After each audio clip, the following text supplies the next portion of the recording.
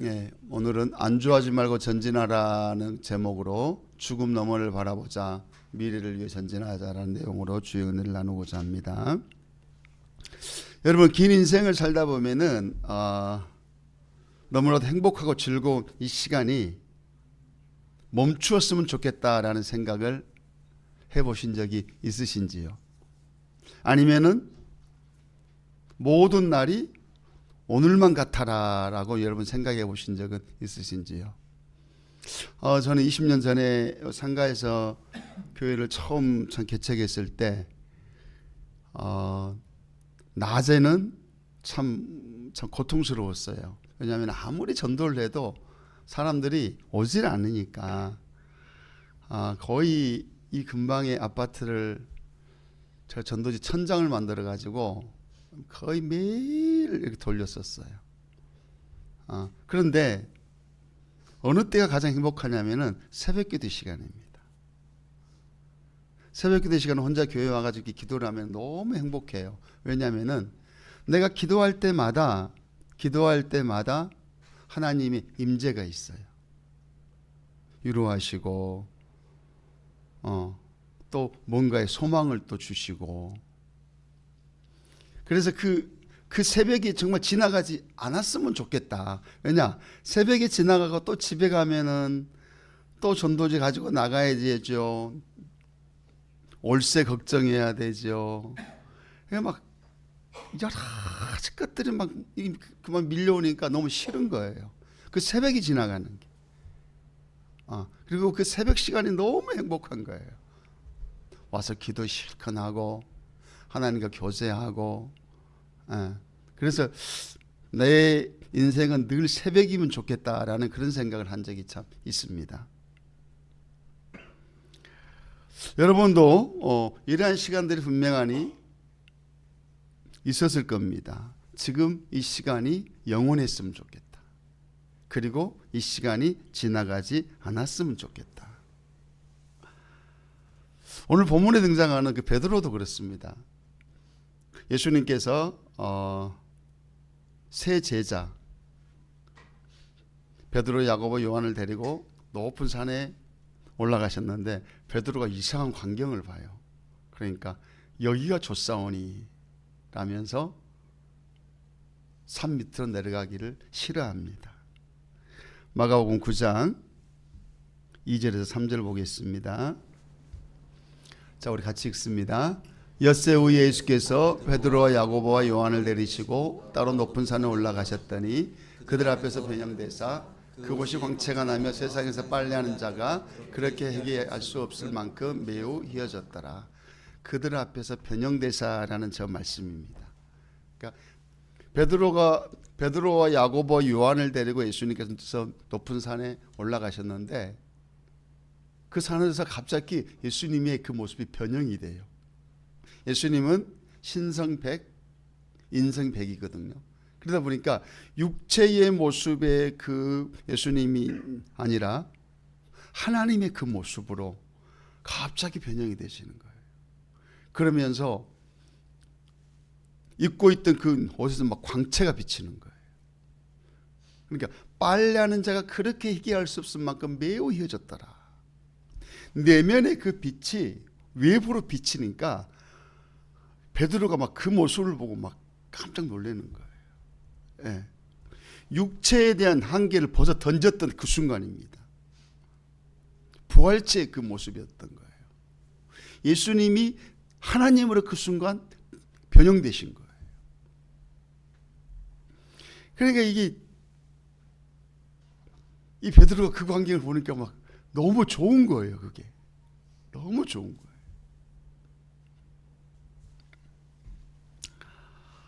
마가복음 9장 4절 한번 보겠습니다. 이제 그걸로 끝나지 않고, 자, 우리 같이 읽습니다.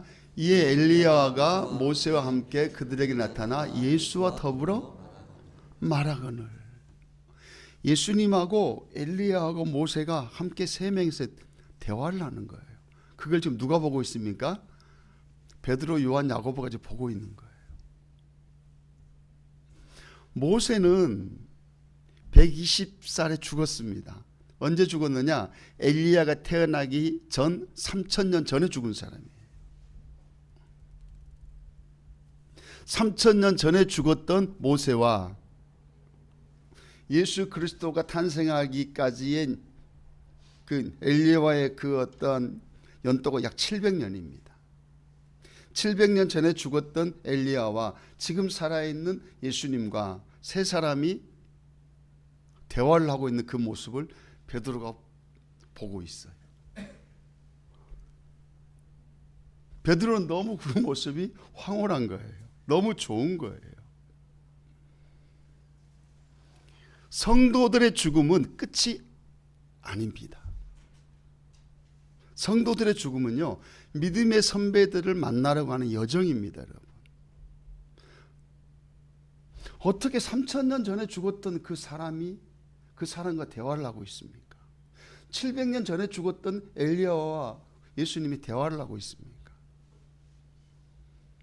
그러므로 저와 여러분들은 죽음 너머의 세상을 바라보면서 이 땅을 살아가야 되는 거예요. 죽음 너머의 그 세상. 죽음 너머의 그 세상을 바라보면서 이 땅을 살아간다는 것은 현실을 도피하는 그런 삶이 아니라 마치 우리의 인생의 끝은 영광스러운 모습이라는 그 어떤 개념을 가지고 이 땅을 우리가 살아갈 때 지금 사는 이 현장은 하나의 어떤 그 추억의 페이지, 잠깐 스쳐가는 어떤 그 여정에 불과하다는 것을 알 수가 있는 것입니다. 제가 사극을 굉장히 좋아합니다. 근데 요즘에는 사극이 별로 재밌는 게 없어요.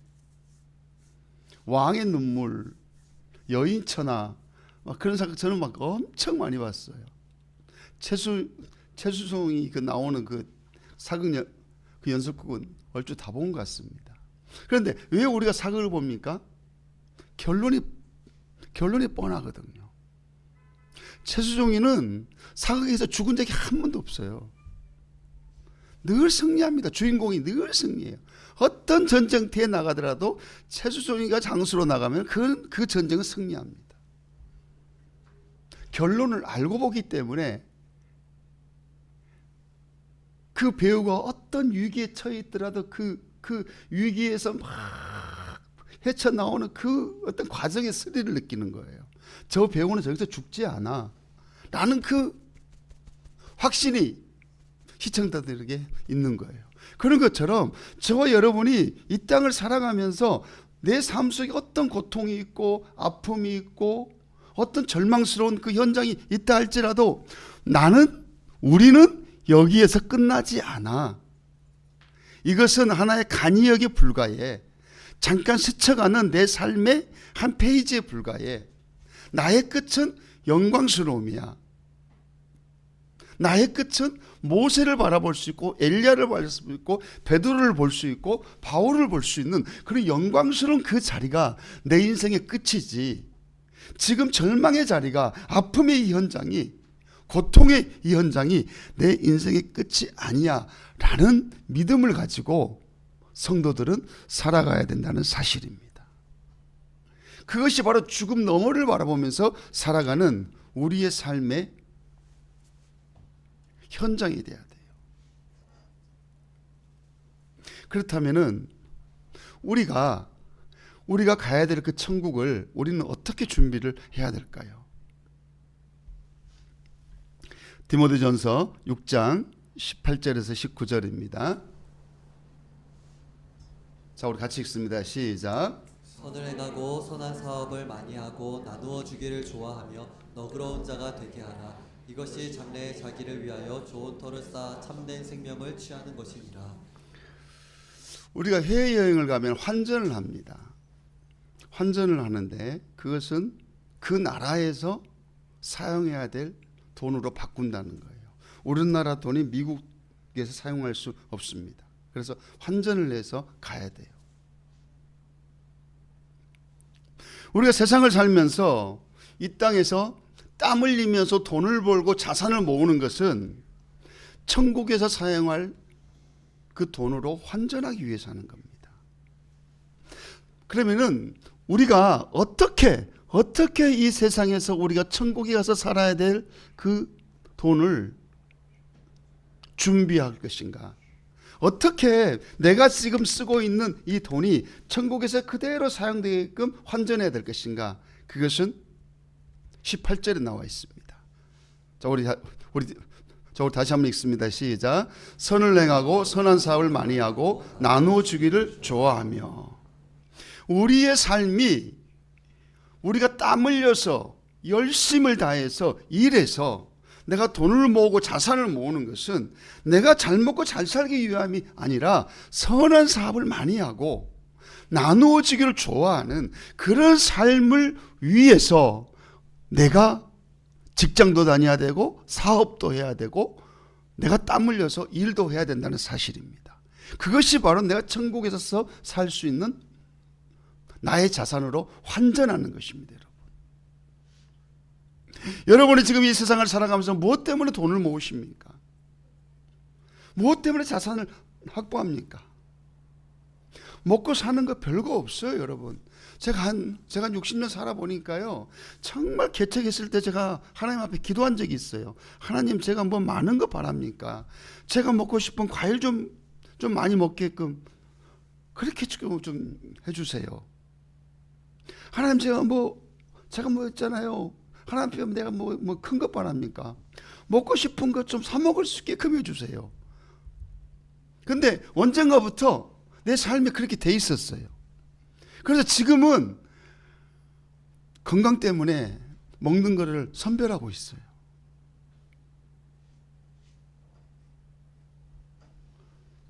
이 땅을 살아가는데 그렇게 많은 돈이 필요치 않아요, 여러분.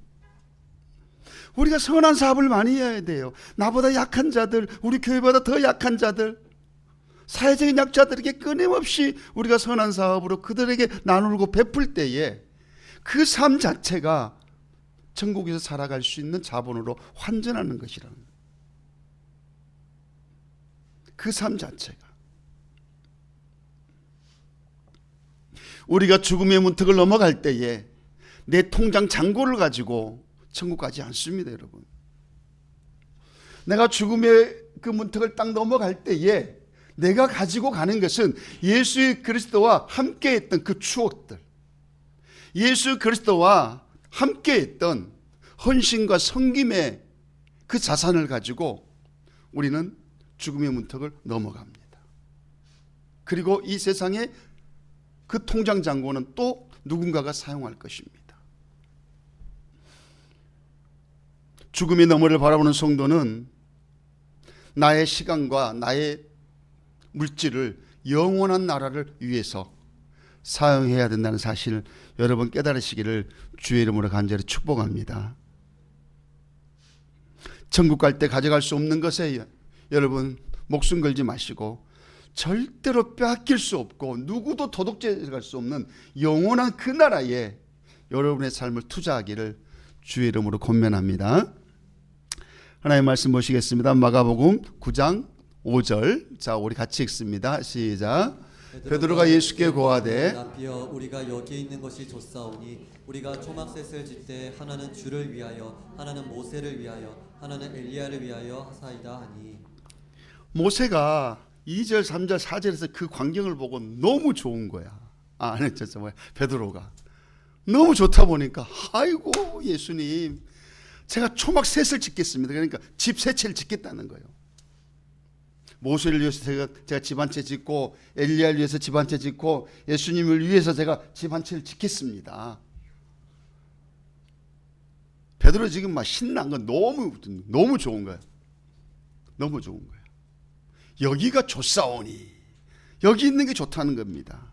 너무나도 지금 현장이 황홀하고 너무나도 이 현장이 평안하고 이 현장이 너무나도 자신을 이렇게 감동을 주니까 그 현장을 벗어나기가 싫은 거예요. 산 밑으로 내려가기가 싫은 겁니다. 지금 내가 맛보고 있는 이 은혜와 평안 속에 내가 영원히 잠기고 싶은 거예요. 그러나 주님은 그걸 가감하게 거절하십니다. 냉정할 정도로 거절하십니다. 마가복음 9장 7절에서 8절입니다. 자, 같이 읽습니다. 마침 구름이 와서 그들을 덮으며 구름 속에서 소리가 나며 이는 내 사랑하는 아들이니 너희는 그의 말을 들으라 하는지라. 문득 들러보니 아무도 보이지 아니하고 오직 예수와 자기들 뿐이었더라. 너희는 그의 말을 들으라. 하나님께서 말씀합니다. 예수 말을 들으라는 겁니다. 베드로가 막 들떠가지고 내가 초막셋을 짓겠습니다. 여기 너무 좋습니다. 이곳이 천국입니다. 내가 모세를 위해서 집을 짓고 엘리야를 위해 집을 짓고 예수님을 위해서 내가 집을 지어서 이곳에서 영원히 함께 살겠습니다. 그러면은 하나님께서 야, 네 참 믿음 좋구나. 예수님하고 영원히 함께하고 싶구나. 네가 그 은혜를 빼앗기고 싶지 않구나. 네가 그 평안 속에 영원히 살고 싶어 하구나. 네 믿음이 좋다. 그리 해라. 이게 이래야 되지 않습니까? 그런데 그거를 그 자리에서 머무는 것을 거부하세요. 왜 그럴까요? 예수님은 우리들이 정체되어 있는 것을 싫어하십니다. 끊임없이 성장하기를 원하신 분이 바로 예수 그리스도입니다. 또 다른 세계로 나가기를 원하세요. 은혜 받은 자리에 계속 머물러 있는 것이 아니라 은혜가 은혜 되게끔 하기 위해서 이제 산 밑으로 내려가라는 것입니다. 세상 속으로 들어가라는 것입니다. 은혜 받았니? 그 은혜 받은 그 은혜가 은혜 되게끔 네의 삶의 현장 속으로 뛰어들어가 그리스도인답게 살아나는 것입니다. 성도답게 살아나는 것입니다. 그리스도인으로서 하나님의 사람으로서 네가 이 세상을 살아가라는 것입니다. 그게 바로 예수 그리스도의 마음입니다. 너희는 그의 말을 들으라.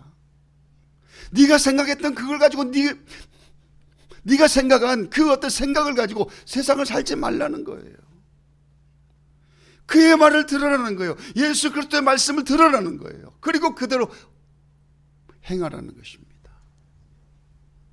성도 중에는 가끔 가다 보면은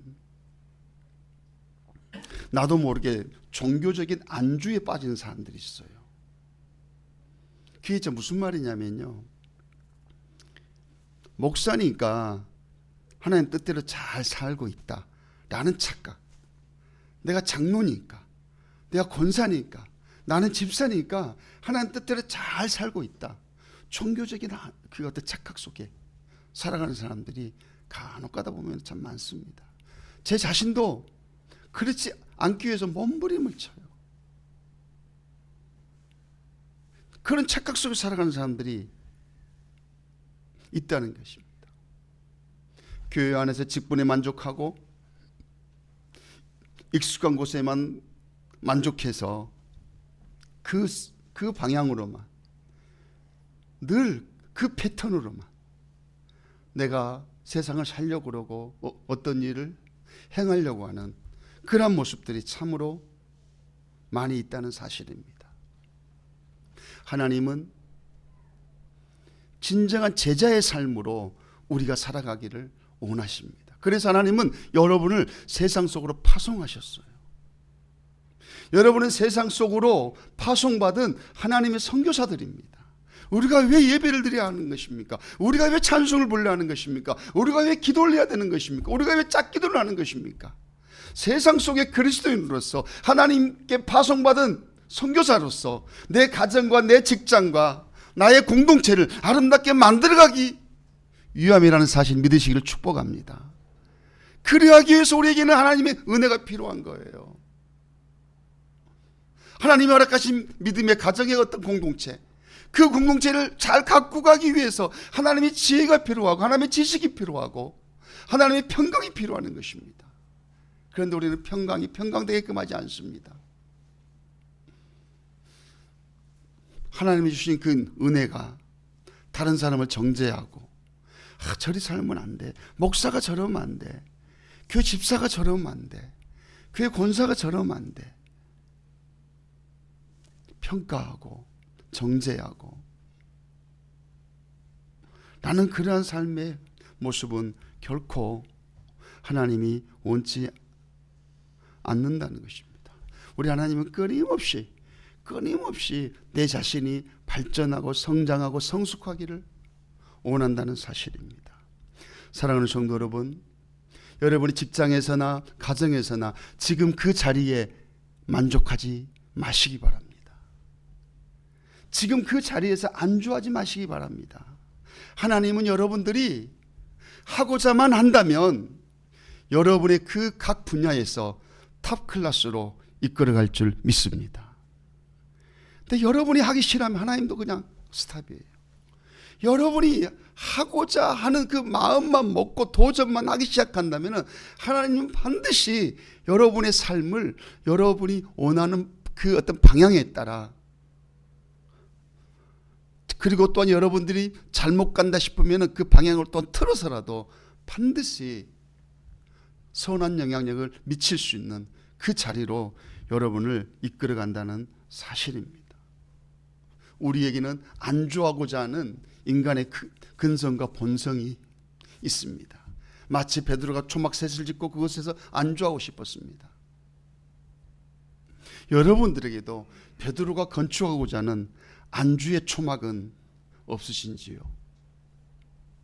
하나님이 파송한 그 직장에서 영향력 있는 등대가 되시기를 주의 이름으로 축복합니다. 영향력 있는 등대가 되어져야 돼요.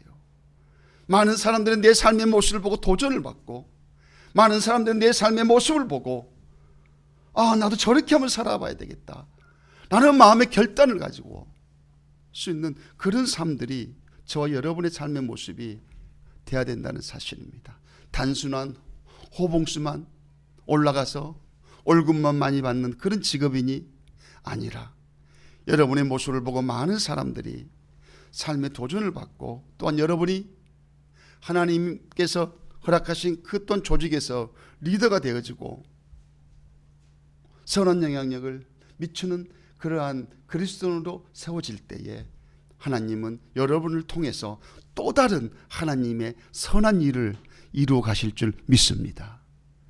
그것이 바로 저와 여러분들이 이 땅을 열심히 살아야 될 이유고, 열심히 살아야 될 근거라는 사실입니다. 지금 여러분의 그 자리에서 만족하지 마십시오. 교사의 자리에서 만족하지 마시고, 연구원의 그 자리에서 만족하지 마시고, 여러분이 지금 속해 있는 어떤 직장 공동체 그 자리, 내 포지션을 지키기 위해서만 애쓰지 마십시오. 하나님은 여러분이 속해 있는 그 자리에서 머물러 있기를 원치 않습니다. 더 발전하십시오. 굳이 내가 학위를 따야 되나?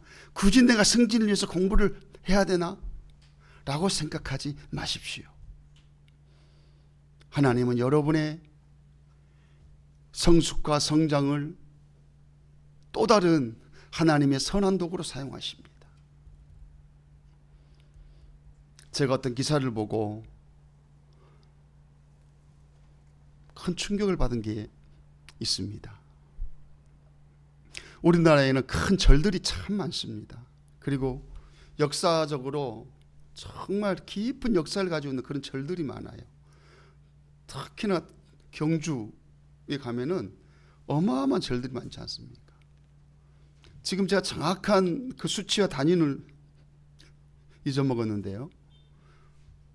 우리나라 기독교도 지금 들어온 지가 140년을 지나서 지금 열심히 나가고 있습니다. 그런데 국가에서 문화보존으로 지출되는 그 지출 금액이 있잖아요. 불교가 100이라면 기독교는 10도 안 돼요. 근데 더 놀라운 사실이 있어요. 그 금액을 집행하는 모든 그 집행하는 공무원들이 그동안 했던 대로만 그대로 그냥 답습하고 있는 거예요. 불교는 정말 문화유산이 많아. 기독교는 없어 하는 그동안에 했던 것만 답습하고 있는 거예요. 근데 만약에 지금 이 자리에 앉아있는 한 사람, 그 누군가가 국가의 재정을 그렇게 집행하는 그 자리에 앉아있다면 아니야, 기독교도 얼마든지 문화적인 유산이 많아 해가지고 그거를 막 연구해서 보고서를 딱 만들어서 문화부 장관한테 딱 올린다면 기독교도 새로운 게 많네.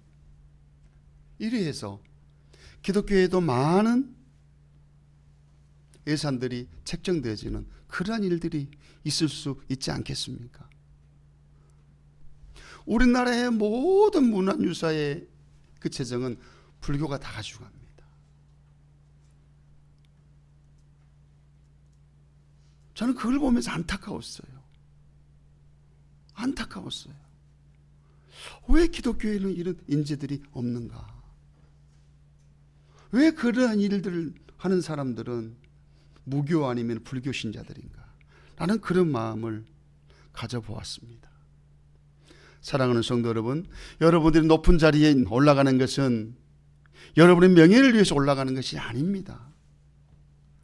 하나님은 그 자리를 통해서 또 다른 하나님의 새로운 일을 계획하시고 행하신다는 사실입니다.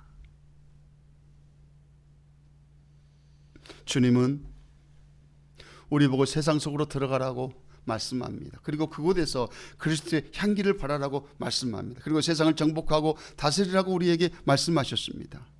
미래를 위해서 대학원을 진학하십시오. 잠오는 눈을 비벼가면서 책과 싸우십시오. 승진을 위해서 실력을 쌓으십시오. 그것이 세속적인 욕심이 아닙니다. 그것은 주님의 음성에 순종하는 것입니다. 너희는 그의 말을 들으라고 했던 그 주님의 음성에 내가 순종하여서 믿음으로 내 자신을 더욱더 개발하고 내 자신을 더욱더 성장시켜서 나를 통해서 하나님께서 국가의 정책을 세워져가고 나를 통해서 하나님께서 새로운 연구 분야를 개척해 나가고 나를 통해서 새로운 어떤 교육 정책이 새롭게 세워지고 나를 통해서 의료 분야가 새로워진다면은 그게 바로 하나님의 영광 아니겠습니까? 그게 어찌 여러분의 욕심입니까? 우리 하나님께서는 나와 함께 미래를 만들어가기를 소망하는데 나는 그 자리에 안주하여서 여기가 좋사오니 내가 초막셋을 짓겠습니다. 나는 여기서 벗어나고 싶지가 않습니다. 나는 이것으로 만족합니다. 하나님, 저를 가만히 좀 두세요. 나는 그러한 사람들이 아니라 조금 내 삶 속에 여유는 없고 힘들고 고달프다 할지라도 좀 더 성장하는 내 모습, 좀 더 성숙해지는 내 모습이 되어서 여러분을 통해 하나님이 새로운 일을 계획하는 축복된 주의 자녀들이 되기를 주의 이름으로 간절히 축복합니다. 우리 하나님의 찬양 드리겠습니다. 원하고 바라고 기도합니다.